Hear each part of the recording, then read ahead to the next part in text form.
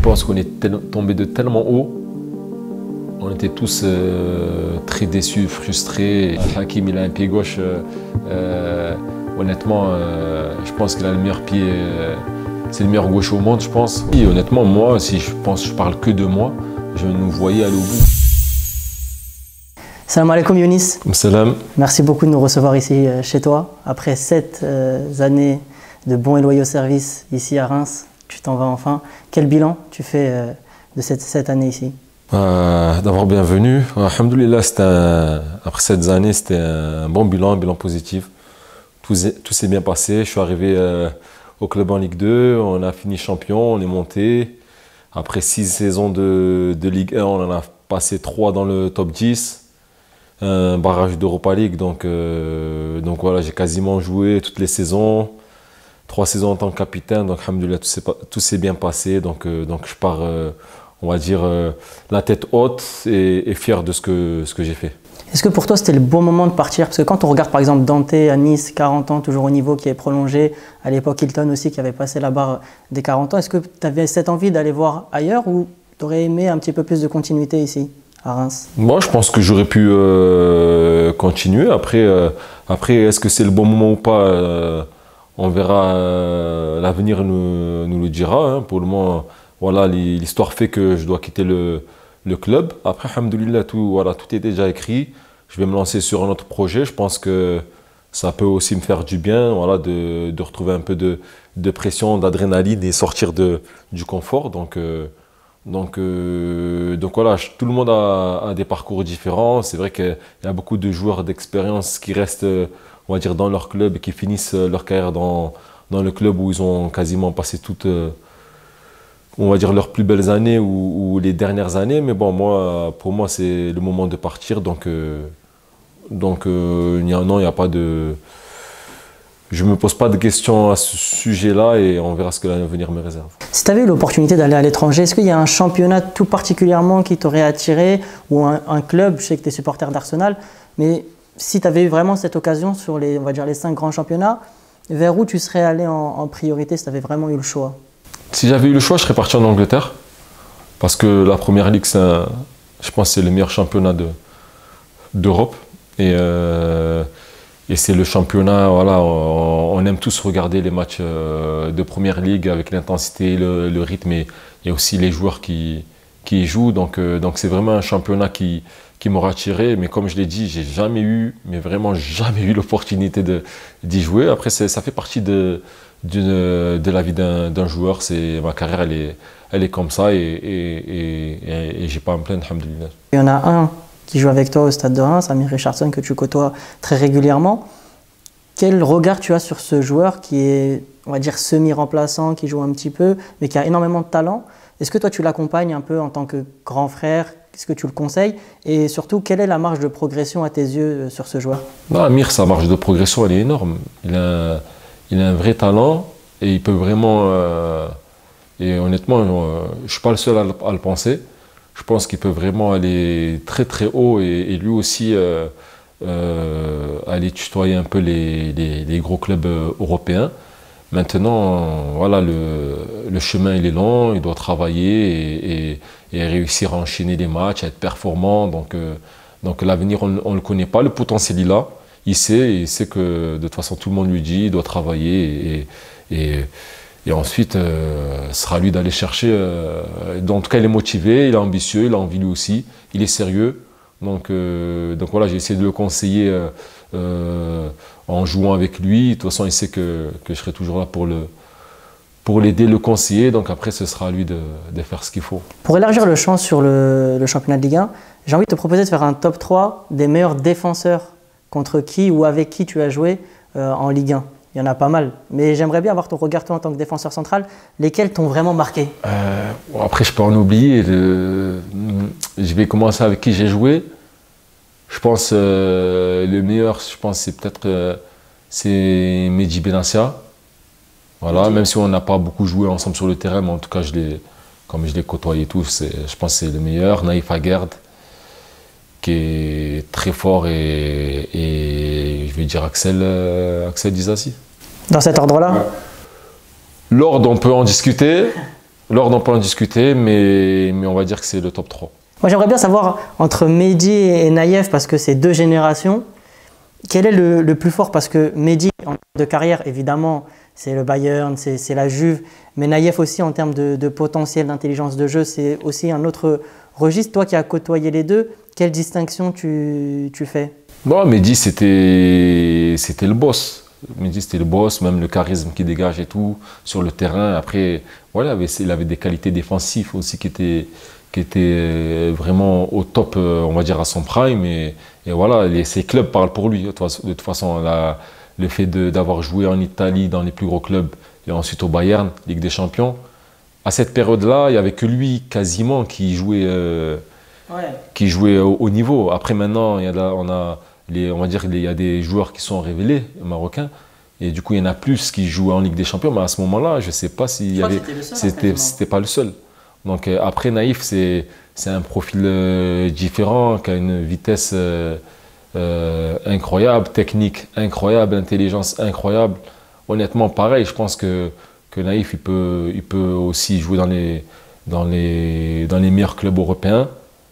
Donc après, ça se passait plutôt bien à West Ham, mais après là, malheureusement, il a un peu de blessures. Mais après, c'est sûr qu'après Mehdi en sélection, et Rome, le boss maintenant, je pense que c'est Naïef qui doit être le patron de la sélection et essayer d'aller jouer dans les meilleurs clubs. Je rebondis parce que tu as dit boss et charismatique pour Mehdi. Toi, en tant que capitaine, est-ce que tu t'es inspiré de lui? Charismatique, ça veut dire quoi dans la vie du groupe, sur le terrain? Comment était Mehdi Benatia justement? Bon, parce que en fait, c'est dur à décrire parce que c'est ce que tu dégages sur le terrain, en fait. Ce que tu dégages sur le terrain par rapport un peu à la prestance, ta manière de défendre. Tu vois, après, c'est peut-être la culture italienne qui a fait ça, tu vois, un peu, je sais pas si, tu vois, entre guillemets, un peu la classe italienne, tu vois, sur la manière de défendre, parce que quand tu joues en Italie, je pense que défensivement, c'est ce qui se fait de mieux. Donc en ayant joué à l'Udinese, en faisant partie des meilleurs défenseurs à l'AS Rome et Juventus, voilà, je pense que on va dire que c'est naturel. Après, il y a sa connaissance du football, le fait qu'il soit, honnêtement, quand on le voit pour moi à la tête là pas à la tête, mais dans le bord du club de Marseille, pour moi, c'est pas une surprise. Même s'il y a des gens ceux qui ne le connaissent pas, peut-être sont surpris. Et pour moi, c'est pas une surprise parce qu'il a toujours eu cette analyse, cette connaissance du football et ce relationnel qui fait que c'est un poste qui lui va, pour moi, qui lui va parfaitement. J'ai envie qu'on passe à ta carrière, notamment en sélection, première sélection 2016. Comment tu l'as appris? Est-ce que tu t'y attendais? J'aime bien savoir comment tu as su que ça allait être la première fois que tu allais représenter les couleurs du Maroc. C'était inattendu parce que je ne faisais même pas partie de la pré-liste. Et c'est après le match contre Lyon, où avec Dijon, on gagne 4-2. Et c'est le dernier match avant la trêve de septembre. Et c'est là que je reçois l'appel de Hervé Renard, d'abord de Nasser Larguette, d'Ahmed Chouari, Nasser Larguette et ensuite Hervé Renard. Quand il t'appelle, tu te souviens ce que tu faisais à ce moment-là ou pas? Moi, j'étais à la maison. Hein. Honnêtement, j'étais à la maison. En plus, j'avais même pas de passeport marocain. J'avais plus. Donc, je crois, il était périmé. Et du coup, quand on m'appelle, on me dit que je vais être sélectionné. Donc moi, voilà, je suis très content, fierté, première sélection. Et du coup, il m'aide à refaire le passeport. T'as eu un passeport en une semaine? Ouais, j'ai eu le passeport vraiment très rapidement. J'ai eu de la chance. Et du coup, donc voilà, j'apprends la sélection, donc j'appelle toute la famille. Et après, je les rejoins à Rabat. Qu'est-ce qui t'a marqué en arrivant là-bas? La première chose, quand tu découvres tout l'environnement, on va dire, sélection Muntakhab, qu'est-ce qui te marque spontanément? Après, c'est le fait de... Quand tu arrives, même si on a l'impression d'arriver en terrain inconnu, parce que c'est une première, mais en fait, les joueurs, on les connaît parce qu'on a l'habitude de se croiser, de s'affronter, à part bien sûr ceux qui jouent à l'étranger, comme les Hollandais qu'on ne connaît pas. Mais après, c'est plus l'accueil honnêtement des joueurs, la simplicité, À ce moment-là, je me rappelle comme c'était hier, Mehdi était pas là, mais t'avais Manu Dacosta, il y avait Mounir Obadi, Nabil Djirard, Nourdine Amrabat, mais tu vois l'accueil il y avait un barque aussi, l'accueil de ces joueurs, voilà qui même pour certains s'ils te connaissent pas, t'accueillent comme si tu étais là depuis longtemps, donc ils te mettent de suite à l'aise. Donc honnêtement, c'était. Ils t'ont fait chanter? Des bons, ouais, oui, j'ai chanté, c'est vrai, j'ai chanté. Les dossiers. J'ai chanté, je me suis retrouvé à chanter, Disait la peste. À l'ancienne. À l'ancienne. Et du coup, j'ai chanté et moi, ça s'était bien passé. Après, j'étais un peu surpris par les Hollandais qui faisaient un peu des bruits bizarres, mais ça venait de chez eux, je sais pas, mais non, c'était des bons souvenirs. C'était honnêtement comme si c'était hier. C'était une grande fierté d'avoir rejoint la sélection et d'avoir eu des sélections jusqu'à la dernière CAN. Justement, quand tu parles de fierté, quand tu foules la pelouse et que tu entends l'hymne national, qu'est-ce que ça te procure en termes d'émotion à cet instant-là précis? Et tu penses à quoi? Il y a un peu de pression. Après, je pense faut réaliser parce que, comme je l'ai dit à la base, en signant pro à 23 ans et en faisant 5 ans de Ligue 2, donc j'arrive en sélection à 28 ans, c'est même 29 ans, donc à la base, même si ça reste un objectif, ça reste un rêve en tant que compétiteur, mais si je devenais pas international, j'aurais pas crié au scandale ou j'aurais pas. Ouais. Voilà, pour moi c'était normal. Donc le fait de le devenir, et de le réaliser en entendant l'hymne, c'est une grosse fierté et envie encore qu'une envie, c'est d'y retourner. À partir du moment où on a goûté. Quand tu as goûté, comme un enfant, quand tu as goûté une fois, tu as envie d'y retourner et de jouer et de représenter le pays. Tu dirais presque que c'est le plus gros accomplissement de ta carrière. Ah oui, bien sûr, c'est la plus grosse fierté et ça rend fier. La sélection, ça rend fier pas que moi, ça rend fier les parents, ça rend fier la famille, ça rend fier le quartier. Donc voilà, on sait que peu importe le pays, que ce soit Maroc, Algérie, Tunisie, quand on a une forte communauté, par exemple à Montpellier, beaucoup de Marocains autour, donc peu importe la ville en fait, et ce que ça représente pour tout le monde déjà avant d'y être en tant que supporter. Donc voilà, ça rend fier beaucoup de monde et ça honnêtement c'est vrai que c'est la plus belle chose qui arrive dans la vie.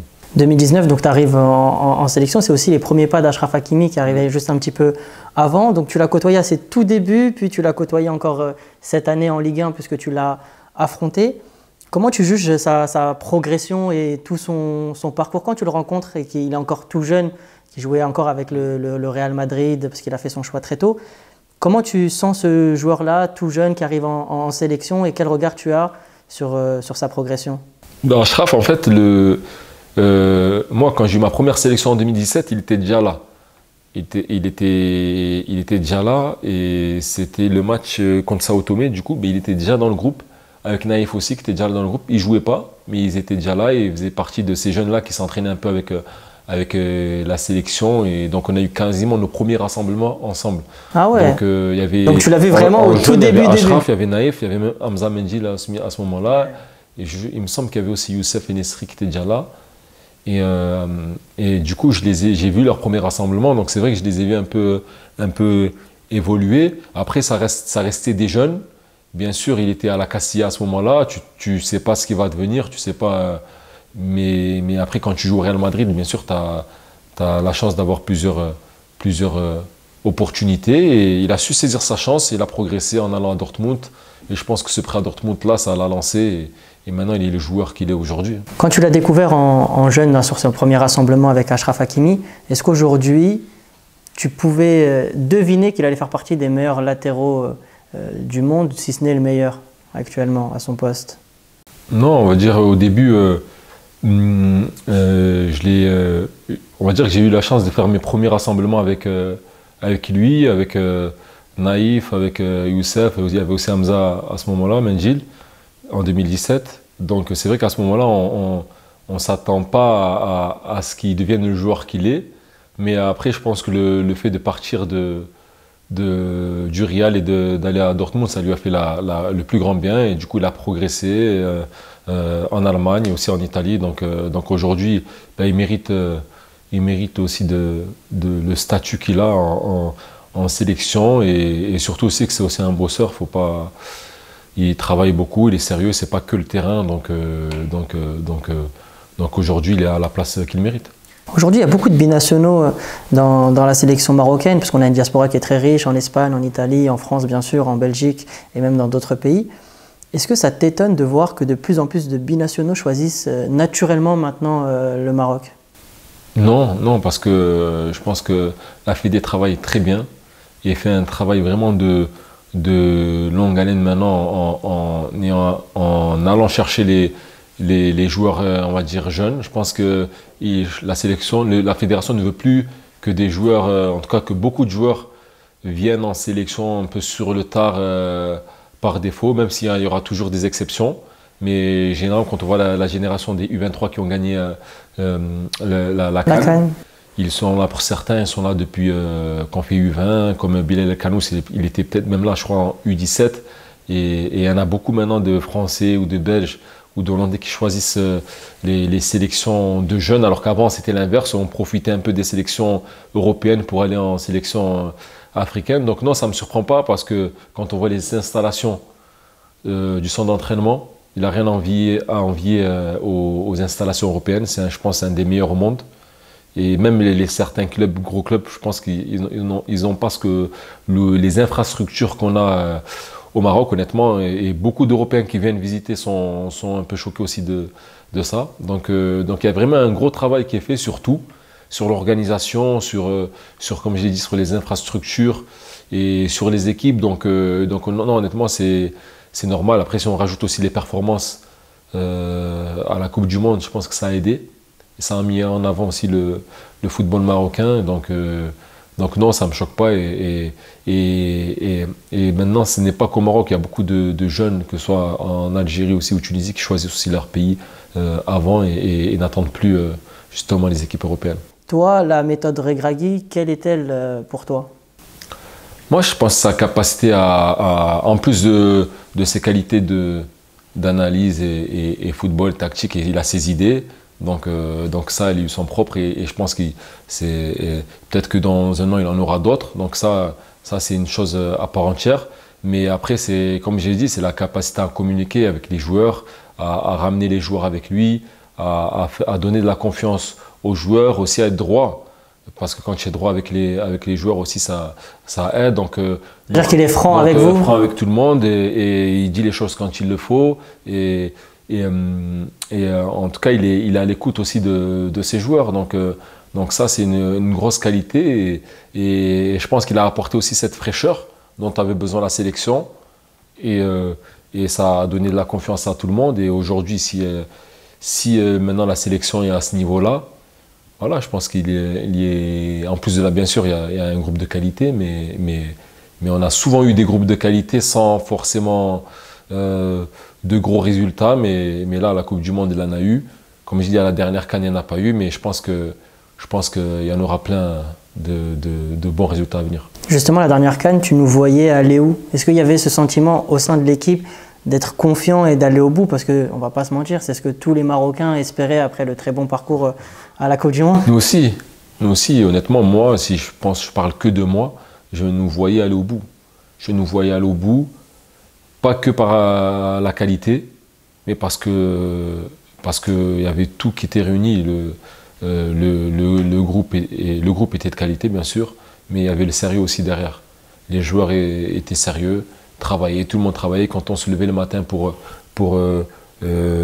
parce qu'on s'entraînait l'après-midi, le matin, tout le monde travaillait en salle, tout le monde était sérieux au repas. Il y avait pas honnêtement, il y avait aussi une bonne ambiance. Il y avait aussi une bonne ambiance. Donc pour moi, tous les voyants étaient ouverts pour aller loin. Et comme je dis, on le répétait. Le coach il le répétait à chaque entraînement. On est là pour gagner, on est là pour gagner, on est là pour gagner. Et pour justement pousser les joueurs à rester concentré parce qu'une Coupe d'Afrique, c'est dur quand tu restes quasiment plus d'un mois loin de ta famille, et enfermé, même si les conditions elles étaient bien, l'hôtel, plage et tout ça, mais mentalement c'est dur. Donc de t'entraîner comme ça et donc on rabâchait justement l'objectif, on est là pour gagner, on faisait les efforts pour ça. Mais c'est pour ça que moi nous voyais la gagner parce que tout le monde suivait. Mais après, comme le match contre l'Afrique du Sud, voilà, il s'est passé ce qui s'est passé et ça s'est joué à rien. Justement, ce match face à l'Afrique du Sud, quel a été le discours du coach juste après le match? Qu'est-ce qu'il vous a dit? Honnêtement, en vrai, je ne me rappelle plus trop, mais je pense que non, il n'y a rien qui a été dit à chaud. Je pense qu'on est tombé de tellement haut. On était tous très déçus, frustrés. Et quand tu prends une claque comme ça, je pense qu'à chaud, c'est jamais bon de parler. Donc non, il y a eu surtout des mots d'encouragement de la part du président de la fédération. Fawzi Naja. Ouais, voilà, qui était positif, ça je m'en rappelle et j'ai trouvé vraiment ça top parce que justement, s'il y avait vraiment une personne qui pouvait être pas contente et avec tous les efforts faits par le pays, par la Fédé pour aller chercher cette CAN. Voilà, on va dire j'aurais trouvé ça normal, comme moi, le président de Reims, quand il rentre et qu'il crie parce qu'il fait les efforts pour nous, pour tout, et qu'à la fin on ne lui rend pas sur le terrain. Donc, mais il a été positif et il a encouragé parce que mine de rien, quoi qu'on en pense, ça reste à beaucoup de jeunes dans cet effectif-là et je pense qu'ils vont se servir de cet échec-là pour aller chercher les prochaines. En tout cas, j'espère et je souhaite. D'ailleurs, c'est une CAN qui est marquante pour toi à titre personnel, parce qu'à 36 ans, c'est la première fois du coup que tu joues sur un match de CAN. Est-ce que c'est aussi un accomplissement, on va dire, dans cet échec collectif, un accomplissement personnel? Parce qu'il me semble que tu fais partie des joueurs les plus âgés à avoir disputé un match de CAN à 36 ans. Je crois que tu es dans le top 3 des joueurs les plus. Ouais, après, comme pour la première sélection, c'est une fierté d'avoir pu reporter le maillot sur un match officiel. Une grosse compétition parce que c'est sûr que ça n'a rien à voir avec les matchs amicaux et les éliminatoires. Donc là, c'est vraiment le but pourquoi on espère porter le maillot en sélection. Et c'était un match aussi qui comptait, c'était pas un match pour du beurre, fallait chercher cette première place. Donc c'était pas non plus un match facile. La Zambie, c'était un adversaire un peu, on va dire, le plus difficile avec le Congo. Mais en dehors de ça, non, c'était une fierté d'avoir pu jouer et gagner surtout le match. C'est ce qu'il y avait de plus important à ce moment-là. Donc voilà, ça restera malgré tout, oui, un bon souvenir parce que j'ai joué. Mais bon, la déception, je pense, qu'elle est plus forte que le fait d'avoir joué. Et si j'avais pas joué et qu'on est allé au bout, voilà, j'aurais été aussi très fier. Est-ce que pour toi aujourd'hui la page Muntarabt est définitivement fermée ou est-ce que du coin de l'œil tu as toujours en ligne de mire la prochaine Coupe d'Afrique en plus qui sera au Maroc chez nous à la maison? Ben honnêtement, à la base, en sachant que la Coupe d'Afrique allait être au mois à la base c'était au mois de juin, après là, on ne sait pas encore, donc bien sûr en un an ça va très vite. Donc moi, tant que je reste au niveau et performant, bien sûr, je regarderai d'un coin de l'œil. Après, je sais que le sélectionneur prépare aussi l'avenir. Il y a aussi Chadji qui pousse, Abkar qui pousse aussi. C'est des bons jeunes qui représentent l'avenir avec Naïf. Donc je pense qu'il faut aussi préparer l'avenir. Après, on verra dans un an. Ou voir plus, mais en tout cas, voilà, on va dire que la porte est fermée sans être fermée, donc moi je me tiens prêt et on verra si ça vient, on ne sait jamais, hein. Je peux devenir encore le plus vieux, hein. Mais non, en tout cas, voilà, moi je compte encore jouer en tout cas et essayer d'être le plus performant possible en club déjà, et après on verra ce qui viendra. Pour terminer, moi c'est toujours une question que j'aime bien poser. En sélection, quel est le ou les joueurs qui t'ont le plus choqué, où tu t'es dit vraiment, ils sont incroyablement forts, talentueux? J'aime bien toujours avoir ce regard de l'intérieur. Moi, pour moi, le joueur le plus fort, ça a été Mbark Boussoufa, honnêtement. C'est vrai que physiquement, il était loin d'être costaud, loin d'être grand, mais techniquement, c'était un joueur de très très haut niveau. Donc pour moi, c'est lui le meilleur joueur. Après, il y a Sofiane Bouffal qui a des qualités hors normes de dribble. Si je parle que des joueurs un peu... Ça se voit à l'entraînement, il t'a... Non, il sait très bien il me connaît, il a l'habitude de m'affronter en Ligue 1. Il a fait l'habitude. Et on en rigole beaucoup d'ailleurs, mais parce que je lui ai fait beaucoup de fautes. Mais non, c'est vrai qu'il fait plaisir à voir jouer, parce que nous les Marocains on aime ça, même moi je suis défenseur, j'aime le voir dribbler. mais j'avoue, on a beaucoup de joueurs comme ça, t'as Rabt qui était aussi très fort. On a la chance d'avoir beaucoup de bons joueurs, et là je pense que j'en oublie plein. Après il y a des qualités différentes. Mais c'est les joueurs qui sont capables de débloquer une situation sur un dribble. D'éliminer, de dribbler, de faire des passes. Hakim, il a un pied gauche. Honnêtement, je pense qu'il a le meilleur pied. C'est le meilleur gaucher au monde, je pense. Aussi. Ah ouais, à ce point-là. Honnêtement, il a une qualité de transversale et de passe. Quand tu le vois à l'entraînement, c'est vraiment au-dessus. Même moi, en tant que gaucher, je me dis, c'est pas possible, je suis pas gaucher, moi.